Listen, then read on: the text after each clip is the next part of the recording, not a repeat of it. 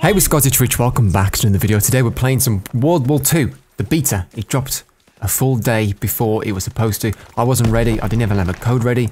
I had to do some crazy maneuvers to get this beta up and running, but this is currently my best game to date. I'm using the Type 100. I've got a 23 kill streak, that is including kills from my score streaks as well. I think the gun streak was somewhere around 14, possibly 15 or something, but 23 kill streak. If this was Modern Warfare 2, that would have been 2 off that nuke.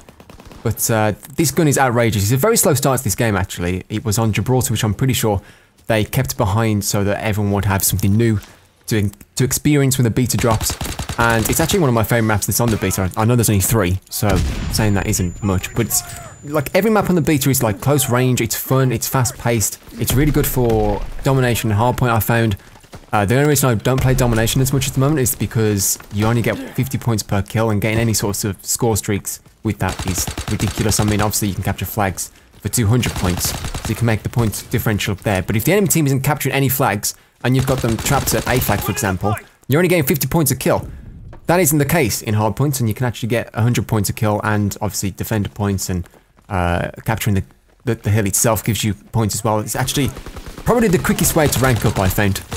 But anyway, I'm going to put the class that I'm using up on the screen because I believe this to be one of the classes that you guys are going to want to use. You're going to want to get your hands on the Type 100 as quick as you can. It doesn't take that long to rank up. I think it's only like rank... I don't know for sure. I'll put it on screen, I'll research it, I'll put it on screen. And the class loadout I'm using is obviously the Type 100. I'm using Quick Draw, I'm using Rapid Fire, and Extendo Mags. This gun feels like an assault rifle sometimes, so throwing on Extendo Mags and Rapid Fire sort of brings it back to that submachine gun range as well. It's so powerful, even with Rapid Fire on and without grip, you can still kill people at medium to long ranges by tap firing or burst firing with this weapon. It is outrageous. Are you ready for the most ridiculous turn on of 2017? That guy, just uninstall, my friend. That is just outrageous what I've pulled off. I think there's 2 guns on this game that you're going to want to try and get your hands on as soon as you can. The STG-44, which is an assault rifle. Laser beam, if you ever played WWII, you know what that's like. It seems a little bit more powerful in this, actually. I'm not sure why that is. I'm not sure if it's because the other guns feel a little bit weaker, because the general time to kill in this game is a little bit slower than the other games, which I'm sure a lot of people are happy about. Because all I've heard for the past 4 years, when a new CoD releases, is the time to kill is too quick. And that's been a constant criticism of all the Call of Duty games that have come out recently, but in this one, it feels like it takes 4 to 5 shots to kill, even with, like, you know, a powerful weapon that doesn't have a high rate of fire.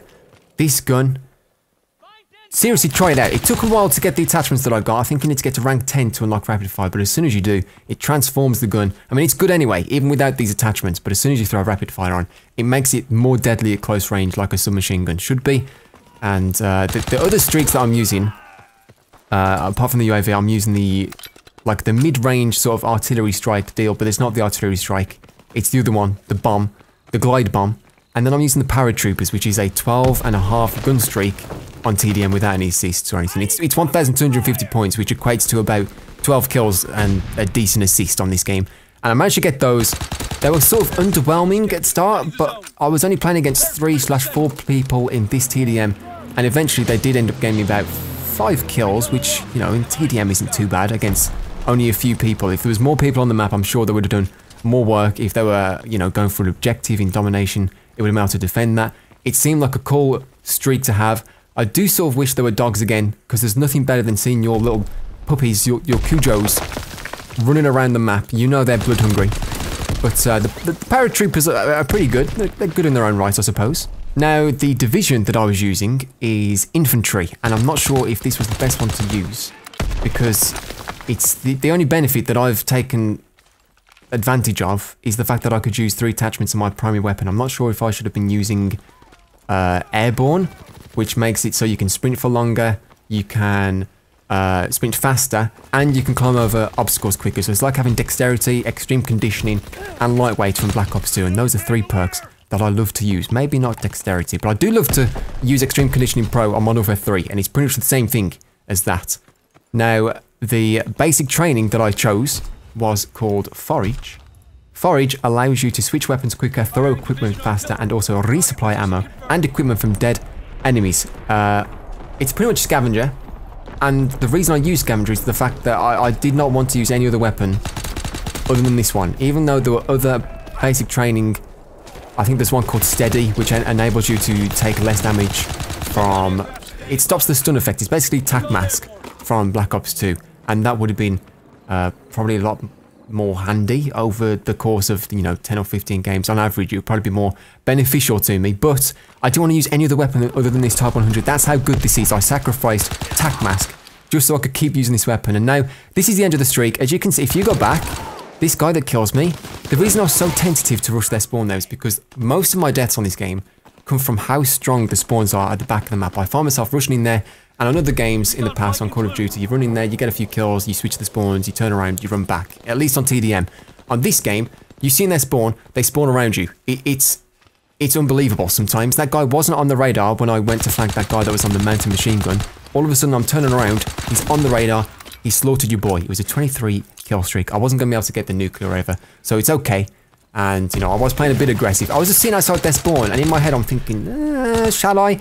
Shall I do it? Because I knew there was a good chance I was going to die, and this is pretty much the end of the game. It's my best game that I've had so far, and I'm putting it down to the fact that this gun is certifiably outrageous. That is my review. It's certifiably outrageous out of 10, if I had to give it a numerical value. There's the last kill. I'm sure I would have killed that guy down there as well. 35 and 6. Fun from Dreizig, Unzex. That is just shy of a 6 kill death ratio. And I got the beautiful kill cam here as well, which was earlier on in the game. It was this turn on. It looks even better in slow motion.